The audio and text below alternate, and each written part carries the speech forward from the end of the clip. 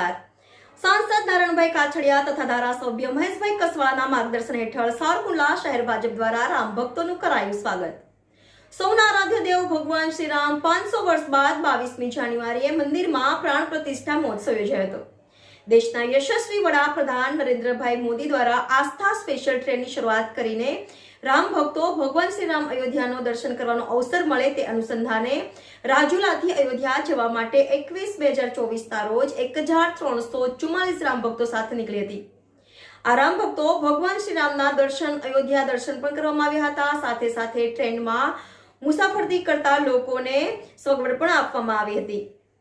ટ્રેનમાં પ્રભાત ફેરી તેમજ રામધૂન ભજન કીર્તન કરીને પાછા સાવરકુંડલામાં આવ્યા હોય ત્યારે શહેર ભાજપ પ્રમુખ પ્રવીણભાઈ સાવજ, મહામંત્રી વિજયસિંહ વાઘેલા, રાજેશભાઈ નાગરેચા તથા નગરપાલિકા પ્રમુખ મેહુલભાઈ ત્રિવેદી સહિત સંગઠનના લલિતભાઈ મારુ, ગૌતમભાઈ સાવજ અને ટ્રેનના ડબ્બા ઇન્ચાર્જ સતીશ પાંડે દ્વારા રામ ભક્તોને સેવા પૂરી પાડી હતી। તેમજ રામ ભક્તોના પરિવારજનો તેમજ મિત્રો દ્વારા પુષ્પવર્ષા કરીને સ્વાગત કરાયું હતું।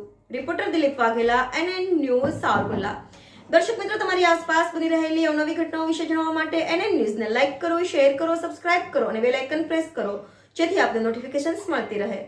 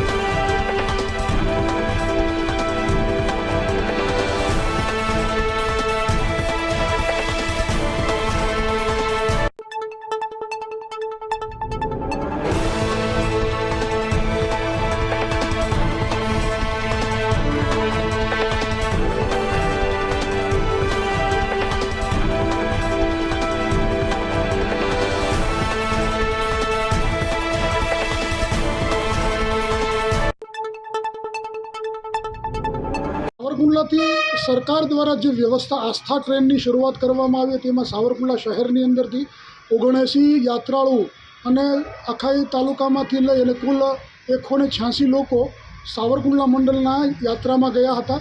જે યાત્રાની અંદર અહીંથી જતી વખતે અને આવતી વખતે તમામ શ્રદ્ધાળુ યાત્રાળુઓ ધ્વન, કીર્તન, પ્રભાત ફેરી સહિતના ઉત્સાહભેરના કાર્યક્રમો સાથે રામલલ્લાના 500 વર્ષ પછીનું જે મંદિરની સ્થાપના થઈ અને રામલલ્લા બિરાજમાન થયા ત્યાં દર્શન કરીએ ખૂબ ધન્યતા લોકોએ અનુભવી। આજે સવારમાં 7:10 આસ્થા ટ્રેન સાવરકુંડલા સ્ટેશન પર આવ્યા। આ સર્વે યાત્રાળુઓનું સાવરકુંડલા શહેર દ્વારા ખૂબ ભાવવિભોર સાથે એનું સન્માનને પુષ્પાવૃષ્ટિ કરવામાં આવી હતી।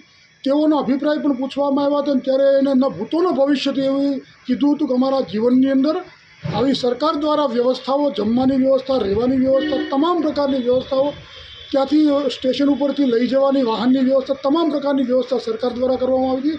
આનો રાજીપો તમામ વ્યક્તિઓ વ્યક્ત કર્યો છે। તેનો સરકારનો પણ આપણે આભાર માનીએ, કારણ કે નરેન્દ્ર મોદી હે તો જ મુમકિન હે એ વાત અત્યારે સાર્થક થઈ અને એનો લાભ સાવરકુંડલા વિસ્તારના લોકોએ ખૂબ બહોળા પ્રમાણમાં લીધો અને ધન્યતા અનુભવી।